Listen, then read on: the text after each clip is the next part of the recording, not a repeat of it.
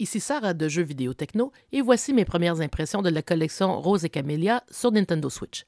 Développé par Nigoro et publié par WayForward, il est disponible depuis le 16 avril 2024. Une édition physique est également en cours de production chez Limited Run Games.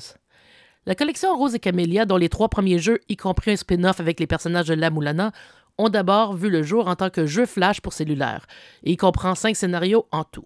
Dans l'histoire principale, on contrôle différentes protagonistes féminins, selon le scénario, toutes rattachées à la famille Tsubaku Koji.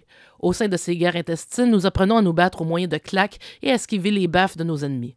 Pour ce faire, l'écran tactile de la Switch ou un Joy-Con détaché permettent de recréer l'élan pour frapper et éviter, et il faudra un bon timing et un écran bien propre et réactif. Au fil de l'avancement, on débloque de nouvelles techniques pour mieux diversifier ses attaques. Cette série de jeux sans prétention offre une approche novatrice aux jeux de combat dans un monde fortement inspiré de la France du 19e siècle. Rose et Camélia 3 et 4 présentent de tout nouveaux scénarios et plairont donc aux vétérans des jeux flash originaux.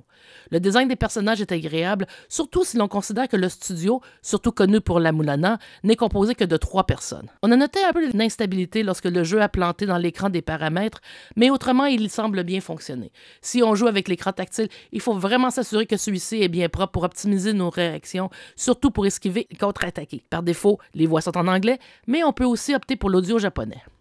Somme toute, la collection Rose et Camélia offre un court divertissement par petite dose, mais ses limitations en termes de technique, surtout au début du jeu, peuvent vite lasser. L'épisode de La Mulana réussit au moins à offrir un peu de variété.